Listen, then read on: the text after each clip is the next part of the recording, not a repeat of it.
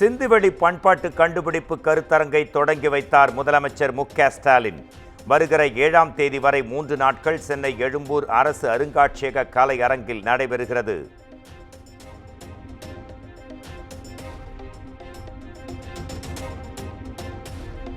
முன்னாள் இந்திய தொல்லியல் துறையின் தலைமை இயக்குனர் சர் ஜான் ஹீபர்ட் மார்ஷலுக்கு திருவுருவச் சிலை முதலமைச்சர் மு.க.ஸ்டாலின் அடிக்கல் நாட்டினார்.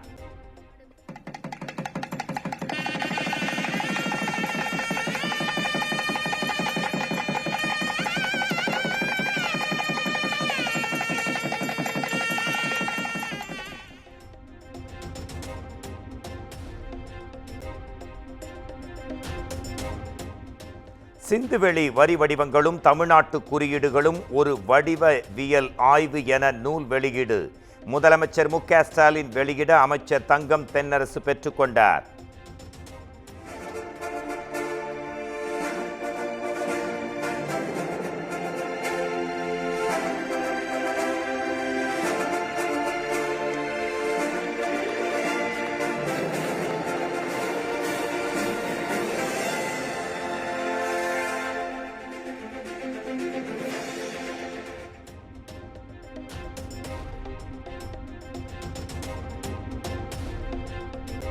இந்திய துணைக்கண்டத்தில் நமக்கான வரலாற்றை நிலைநிறுத்துவதுதான் திராவிட மாடல் அரசின் நோக்கம். திராவிட மாடல் அரசு ஒரு கட்சியின் அடையாளம் இல்லை, ஒரு இனத்தின் அடையாளம் என்று முதலமைச்சர் மு.க.ஸ்டாலின் பேச்சு.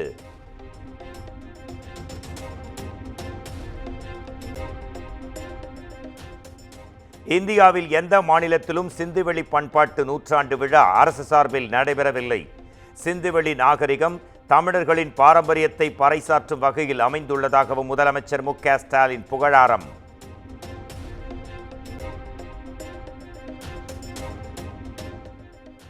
மார்க்சிஸ்ட் கம்யூனிஸ்ட் கட்சியின் மாநில செயலாளர் கே. பாலகிருஷ்ணன் விழுப்புரத்தில் பேசிய பேச்சு தோழமைக்கான இலக்கணமாக இல்லை. திமுக ஆட்சிக்கு எதிரான சதி கூட்டத்துக்கு துணை போகிறார் கே. பாலகிருஷ்ணன் என்றும் முரசொலியில் கட்டுரை.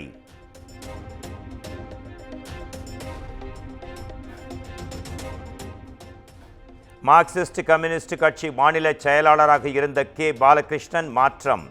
சிபிஎம்மின் புதிய மாநில செயலாளர் சண்முகம் தேர்வு.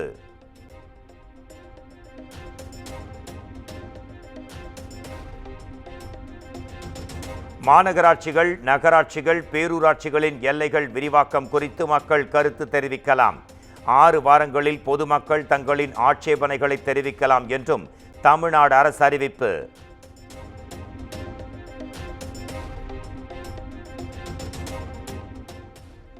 பாலியல் சீண்டல்களுக்கு எதிராக புகார் வந்தால் உடனடியாக நடவடிக்கை எடுக்க உத்தரவு. அண்ணா பல்கலைக்கழக வளாகத்திற்குள் பின்பற்ற வேண்டிய விதிமுறைகள் குறித்து பதிவாளர் சுற்றறிக்கை.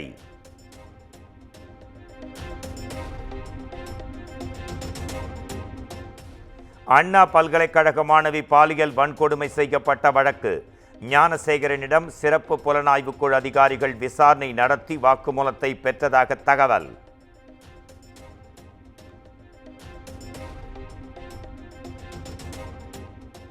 திங்கட்கிழமை கூடுகிறது தமிழக சட்டப்பேரவை கூட்டத்தொடர். ஆண்டின் முதல் கூட்டத்தொடர் என்பதால் ஆளுநர் உரையுடன் துவங்க உள்ளது.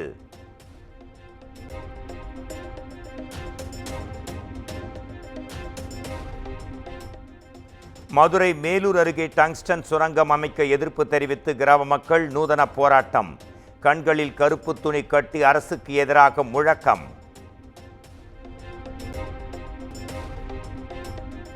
தொடர் விடுமுறை காரணமாக தமிழ்நாட்டில் உள்ள முக்கிய கோயில்களில் குவிந்த பக்தர்கள். திருவண்ணாமலை மற்றும் திருச்செந்தூரில் நீண்ட நேரம் காத்திருந்து சுவாமி தரிசனம்.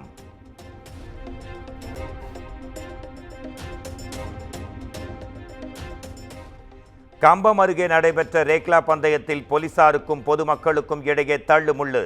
காவலர்களின் சட்டையை பிடித்து வாக்குவாதம் செய்ததால் பெரும் பரபரப்பு. சென்னை கடற்கரை தாம்பரம் இடையே மின்சார ரயில்கள் ரத்து செய்யப்பட்டதால் ஜிஎஸ்டி சாலையில் போக்குவரத்து நெரிசல். கூடுதல் பேருந்துகள் இயக்கப்பட்டாலும் அனைத்து பேருந்துகளும் கூட்டம் நிரம்பி காணப்பட்டதால் மக்கள் அவதி.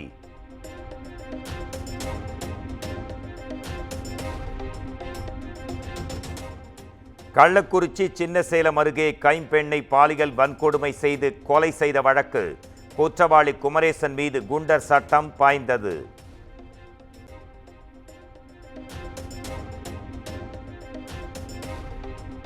சென்னை போரூர் அருகே பிரபல உணவகத்தில் உணவுத்துறை அதிகாரிகள் சோதனை. KFC சிக்கனில் புழு இருந்ததாக வாடிக்கையாளர் அளித்த புகாரின் அடிப்படையில் அதிகாரிகள் ஆய்வு.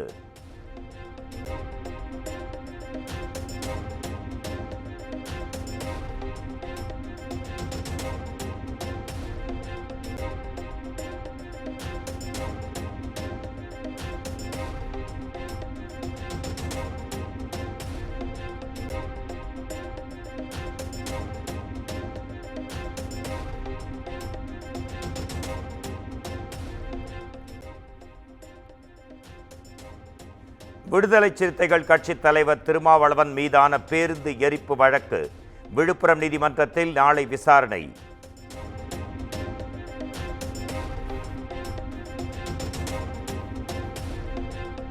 நூற்றி 8 திவ்ய தேசங்களில் ஒன்றான சென்னை திருவல்லிக்கேணி பார்த்தசாரதி கோயிலில் வைகுண்ட ஏகாதசியை முன்னிட்டு வரும் 10ஆம் தேதி சொர்க்கவாசல் திறப்பு. தரிசனத்திற்கு ஆன்லைன் மூலம் நாளை முன்பதிவு.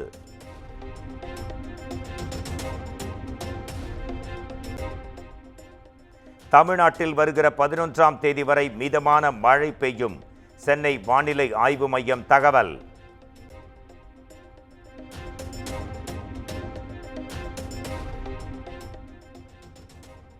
டெல்லி மீரட் இடையே அமைக்கப்பட்டிருக்கும் நமோ பாரத் ரயில் சேவை தொடங்கி வைப்பு. QR கோட் மூலம் டிக்கெட் எடுத்து பயணம் செய்தார் பிரதமர் நரேந்திர மோடி.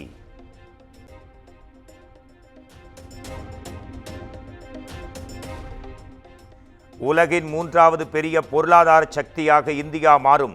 அடுத்த 25 ஆண்டுகள் இந்தியாவுக்கும் டெல்லிக்கும் மிக முக்கியமானவை. டெல்லியில் 12,200 கோடி ரூபாய் மதிப்பு திட்டங்களை அடிக்கல் நாட்டி வைத்து பேசிய பிரதமர்.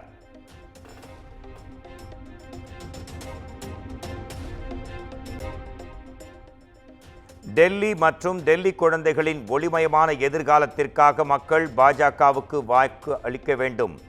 பிரதமர் நரேந்திர மோடி தேர்தல் பிரச்சாரம்.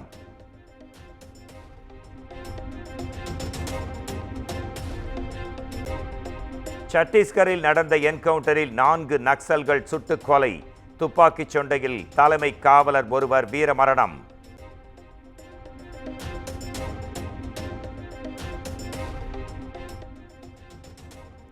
குஜராத்தின் போர்பந்தரில் பயிற்சியில் ஈடுபட்டிருந்த இந்திய கடற்படைக்கு சொந்தமான ஹெலிகாப்டர் விபத்து. 3 பேர் சம்பவ இடத்திலேயே பரிதாபமாக உயிரிழப்பு.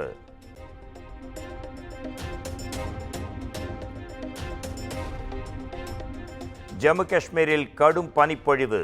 வெண்பஞ்சு பரப்பி வைத்தது போல் காணப்படும் சோனாமார்க் பகுதி.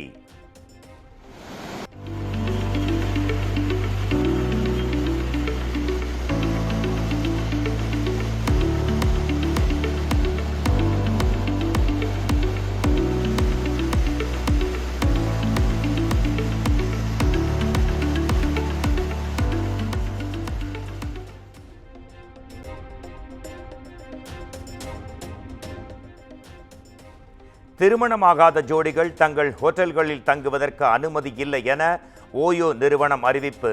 திருமணமான உரிய ஆதாரங்களோடு வருவோருக்கு மட்டுமே இனி அனுமதிக்கப்படுவார்கள் என்றும் அறிவிப்பு.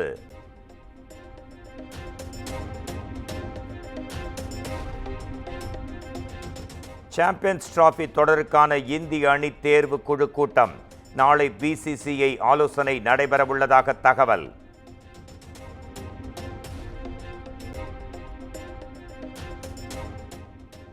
பத்து வருட தொடர் தோல்விக்கு முற்றுப்புள்ளி வைத்த ஆஸ்திரேலியா. பார்டர் கவாஸ்கர் டிராபி தொடரில் இந்தியாவை 3-1 என்ற கணக்கில் வீழ்த்தி ஆஸ்திரேலியா வெற்றி.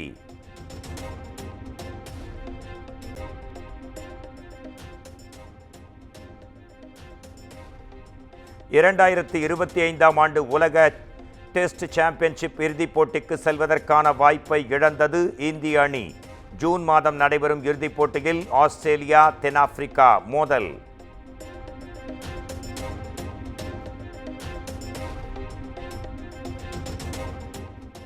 பிரிஸ்பேன் சர்வதேச டென்னிஸ் தொடரின் பெண்கள் ஒற்றையர் பிரிவில் ரஷ்யாவின் பொலினா குடர்மெடாவா தோல்வி. அபார ஆட்டத்தின் மூலம் சாம்பியன் பட்டத்தை தட்டிச் சென்றார் பெலாரஸின் ஆரினா சபலென்கா.